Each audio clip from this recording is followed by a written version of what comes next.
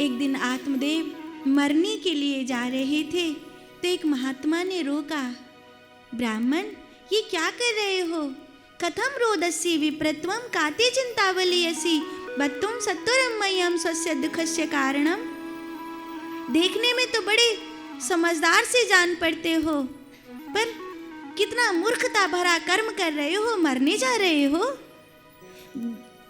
जीने से पहले जिया नहीं और मरने जा रहे हो, ऐसा क्या हो गया?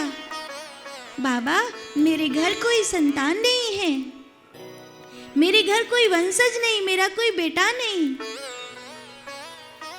अरे तो इसमें मरने वाली कौन सी बात है? मुंचा ज्ञानम प्रजारूपम बलिष्ठा कर्मणो गति विवेकम तु समासाद्य त्यज संसार वासनाम। संसार की वासनाओं को त्याग दे और ब्रह्मचारी होकर भगवान का भजन कर। जिसका पिंडा पानी कोई नहीं भरता, उसका पिंडा पानी स्वयं गोविंद भरते हैं। बाबा तुम्हारे ज्ञान की बात मोकू भी पता है, पर मोकू बेटा चाहिए। साधु बाबा ने अपनी झोली में से एक आम्र फल निकाला और उसे आत्मदेव को देते हुए बोला, तुम्हारे भाग्य में संतान का सुख तो नहीं है, फिर भी तुम्हें दे रहा हूं। अगर तुमने प्रसाद का सम्मान किया तो तुम्हारे जीवन में ज्ञान की ज्योति जगाने वाला पुत्र जन्म लेगा। महात्मा चले गए। आत्मदेव ने वो फल अपनी पत्नी धुंधली को दे दिया। धुंधली बोली, पता ना जाने कहाँ से काका उठा लाए हैं, इनकी कछु खबर नहीं है, जब देखो जैसे करते रहे। सुबह ने वो फल गैया को खिला दिया। आत्मदेव को पता भी नहीं चली। जब समय आयो तो धुंधली ने एक षड्यंत्र किया और अपनी मुंह बोली बहन को बालक, हाल जन्मो बालक ले लियो और इस प्रकार की पूरी भूमिका रची कि आत्मदेव को ऐसो ही लगो कि जे बालक धुंधली ने पैदा कियो है। सब कछु ऐसो ही षड्यंत्र भयो। आत्मदेव को खबर भी नहीं पड़ी, लेकिन अभी फल दे तो 8 ही महीना बहे हैं। 8 मासा बालक शुभ नहीं होता। 8 मासे बालक के लिए विशेष पूजा करानी पड़ती है। मूल के 4 चरणों में जिस प्रकार की पूजा होती है, 8 मासे बालक के लिए उसी तरह पूजा होती है। मेरा नाम आत्मदेव है, इसका नाम परमात्मा देव रखेंगे। कितना अच्छा होगा। महात्मा ने कहा था मेरे ज्ञान की ज्योति जगाने वाला मेरा बेटा होगा, लेकिन इसकी ऊर्जा मलिन है, इसकी ऊर्जा अच्छी नहीं है। देखकर बड़ा लगा नहीं कि ये संत की प्रसादी से जन्मा हुआ बालक है। उसकी तेजस्वता वैसी नहीं थी, दैदीप्यमान नहीं था वो। फिर भी जैसा भी है मेरा बेटा है।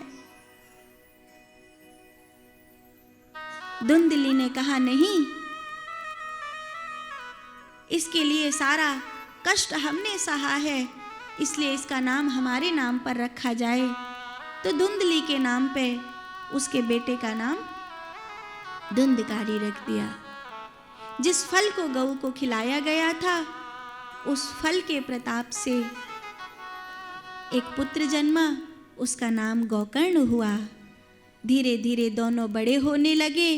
गोकर्णो पंडितो ज्ञानी धुंधकारी महाखलाह। धुंधकारी हमेशा गोकर्ण को दबाकर रखते थे।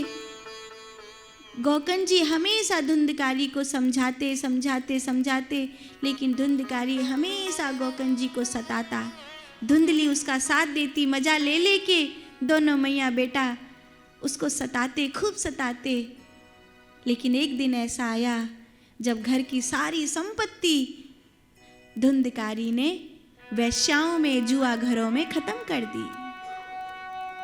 आत्मदेव की आंखों में आंसू भरे हैं। तब गोकर्ण जी ने पिता को समझाया। देहे स्तिमां सरुधरे अभिमतिं तजत्वयं जाया सुतादिषु सदा ममता विमुञ्च पश्याम्यशां जगदिदं क्षणभङ्गनिष्ठं वैराग्यरागरसिको भवभक्तिनिष्ठम्।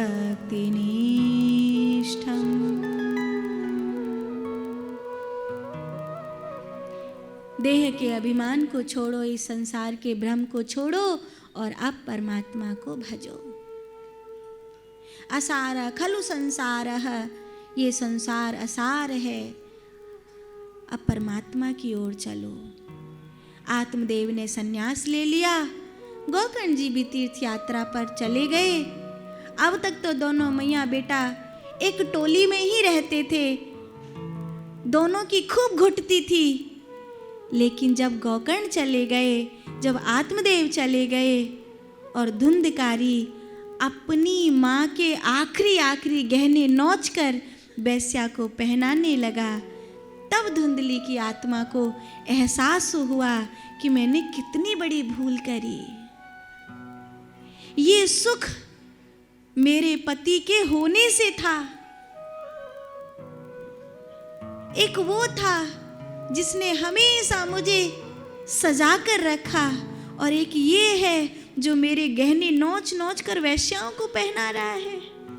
तूने साबित कर दिया तू मेरा बेटा नहीं है, तू पाप है, पाप। मैंने बड़ी भूल करी। आत्मदेव जैसे अपने प्यारे पति को धोखा दिया मैंने, उस सच्चे इंसान को धोखा देने का दंड आज मुझे मिल रहा है। और धुंधली कहती है, गोकर्ण ने हमेशा मुझे मां माना, मैंने उसे प्रेम नहीं दिया तेरे खातिर, पर आज भी अगर मैं एक बार उसे बुलाऊंगी तो जीवन भर मेरी सेवा करेगा। सौगंध तुझे मेरे मरने के बाद मेरी किसी भी क्रिया में भागी ना बनना, तू मेरा पुत्र है ही नहीं। धुंधली ने रोते रोते अपने आप को कुएं में गिरा दिया। किसी को धुंधली का शरीर नहीं मिला। धुंधली के मर जाने के बाद घर की जैसे श्री चली गई, घर में कुछ नहीं बचा। तो उन वैश्याओं ने धुंधकारी को मार डाला कि अब इसके साथ रहकर हम करेंगे क्या? जो अपने माँ बाप का ना हुआ वो हमारा क्या होगा? मरने के बाद धुंधकारी महाप्रेत बना। उस प्रेत की मुक्ति के लिए गांव वालों ने गोकर्ण जी से प्रार्थना करी। गोकर्ण जी ने हाथ में जल की छींटा लेकर उसकी मुक्ति का संकल्प बोलकर उस घर में जैसे ही छींटा मारी, वो प्रेत प्रकट हो गया। बोला, अहं भ्राता तदूयस्मिन् धुंधकारीति नामता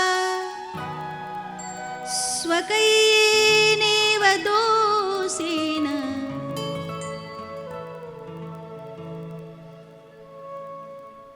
ये मेरा ही दोष है।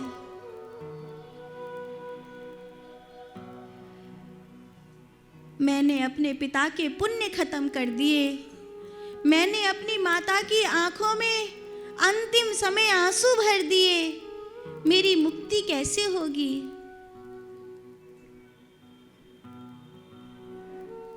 मेरे पाप ही मेरा नाश कर रहे हैं।